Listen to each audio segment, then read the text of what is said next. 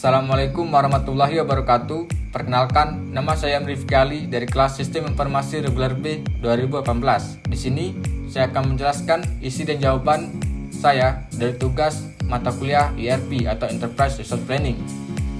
Latihan yang pertama yaitu netik. Soalnya diketahui bahwa permintaan independen dari pelanggan akan dilakukan pada bulan ke-1 sebesar 15. Artinya, pada tabel kebutuhan kotor pada periode pertama atau ke-1 yaitu sebesar 15, bulan kedua sebesar 10, bulan ketiga sebesar 40, bulan keempat sebesar 35, bulan kelima sebesar 15, bulan ke-6 sebesar 15, bulan ke-7 sebesar 5, dan bulan ke-8 sebesar 18. Sementara persediaan produk di gudang sebesar 25, artinya pada tabel persediaan di tangan sebesar 25. Berdasarkan perencanaan periode sebelumnya, pada minggu 10 akan masuk barang ke gudang sebanyak 50 unit produk. Karena periode per bulan, maka penerimaan persediaan tepat pada minggu kedua bulan ketiga, tepatnya pada periode ketiga, sebesar 50 unit produk. Tentukan jumlah kebutuhan bersih dari material tersebut. Maka yang dapat dilihat pada tabel kebutuhan kotor pada periode pertama yaitu sebesar 15, sedangkan persediaan di tangan sebelumnya sebesar 25, maka sisa persediaan di tangan pada periode pertama yaitu sebesar 10. Selanjutnya, kebutuhan kotor pada periode kedua yaitu sebesar 10, dan persediaan di tangan sebelumnya yaitu sebesar 10, maka sisa persediaan di tangan pada periode kedua yaitu sebesar 0.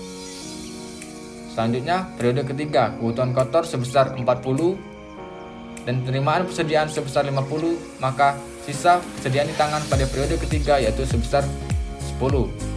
Selanjutnya, periode keempat, kebutuhan kotor sebesar 35 dan persediaan di tangan sebelumnya sebesar 10, maka sisa persediaan di tangan pada periode keempat yaitu 0 dan kebutuhan bersih pada periode keempat sebesar 25. Selanjutnya, pada periode kelima, kebutuhan kotor sebesar 15. Sedangkan persediaan di tangan sebesar 0, maka kebutuhan bersih pada periode kelima yaitu sebesar 15. Selanjutnya, kebutuhan kotor pada periode ke-6 yaitu sebesar 15. Sedangkan persediaan di tangan sebesar 0, maka kebutuhan bersih pada periode ke-6 yaitu sebesar 15. Selanjutnya, periode ke-7, kebutuhan kotor sebesar 5, sedangkan persediaan di tangan sebesar 0, maka kebutuhan bersih pada periode ke-7 sebesar 5. Selanjutnya, pada periode ke-8, kebutuhan kotor sebesar 18, sedangkan persediaan di tangan 0, maka kebutuhan bersih sebesar 18. Maka total kebutuhan bersih yaitu sebesar 78.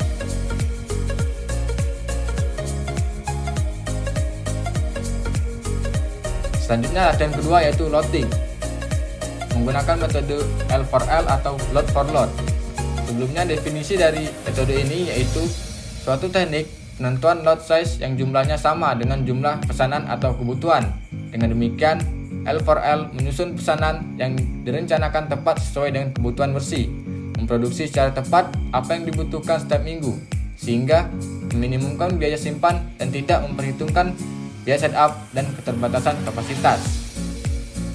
Maka dapat dilihat pada tabel kebutuhan bersih sebesar 10, maka ukuran loadnya sama yaitu 10. Begitupun juga seterusnya. Karena jumlah ukuran load sama dengan jumlah kebutuhan bersih, sehingga persediaan 0 untuk setiap periodenya. Selanjutnya, latihan ketiga yaitu loading menggunakan metode EOQ. Dengan soal, diketahui biaya penyimpanan produk X sebesar 700 per unit per periode dan biaya pemesanan sebesar 2.500 per pesan. Dengan estimasi kebutuhan konsumen bersih konsumen seperti di bawah ini. Tentukan besarnya nilai lot dan pergerakan jumlah persediaan produk X tersebut menggunakan teknik load EOQ. Adapun rumus dari EOQ ini yaitu IOQ sama dengan akar 2 dikali T dikali K per H. Adapun keterangannya, D merupakan total kebutuhan dalam suatu periode, dan K merupakan biaya pemesanan setiap kali pesan, dan H yaitu biaya penyimpanan. IOQ sama dengan akar 2 dikali 324 dikali 2500 dibagi 700. 324 didapat dari total kebutuhan dalam satu periode. Dari perhitungan tersebut, maka dapatlah IOQ sama dengan 48. Dan dapat dilihat pada tabel, pada periode pertama kebutuhan bersih yaitu sebesar 30 dan ukuran lot sebesar 48, maka persediaan pada periode pertama yaitu 18. Selanjutnya, pada periode kedua kebutuhan bersih sebesar 24 dan persediaan sebelumnya hanya 18, maka terjadi penambahan ukuran lot sebesar 48 dan persediaan pada periode kedua yaitu sebesar 42. Selanjutnya, kebutuhan bersih pada periode ketiga yaitu tidak ada, maka persediaan pada periode ketiga tetap 42. Selanjutnya, periode keempat, kebutuhan bersih sebesar 28, maka persediaan yang tersisa pada periode keempat yaitu 14. Selanjutnya, pada periode kelima, kebutuhan bersih sebesar 54 dan persediaan sebelumnya hanya 14, maka terjadi penambahan lot pada periode kelima yaitu sebesar 45. Maksud saya sebesar 48, dan persediaan yang tersisa hanya 8 pada periode kelima. Selanjutnya, pada periode keenam, kebutuhan bersih sebesar 23 dan persediaan yang tersisa sebelumnya hanya 8, maka terjadi penambahan lot yaitu sebesar 48 dan persediaan yang tersisa pada periode ke-6 yaitu tersisa 33. Selanjutnya, periode ke-7, kebutuhan bersih sebesar 10, maka persediaan yang tersisa sebesar 23 pada periode ke-7. Selanjutnya, pada periode ke-8, kebutuhan bersih sebesar 15, maka persediaan yang tersisa pada periode ke-8 yaitu 8. Selanjutnya, pada periode ke-9, kebutuhan bersih yaitu sebesar 29 dan persediaan sebelumnya hanya 8, maka terjadi penambahan lot sebesar 48 dan persediaan pada periode ke-9 sebesar 27.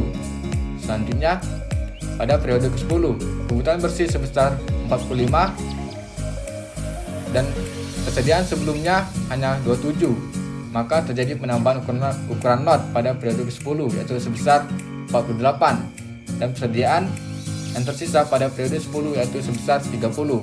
Selanjutnya, pada periode ke-11, kebutuhan bersih sebesar 26 dan persediaan yang tersisa pada periode ke-11 yaitu 4.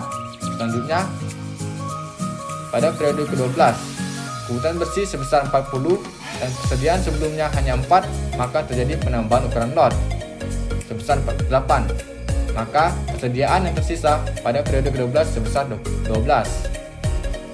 Demikian penjelasan dari saya. Apabila ada kekurangan dan kesalahan, saya mohon maaf. Wassalamualaikum warahmatullahi wabarakatuh.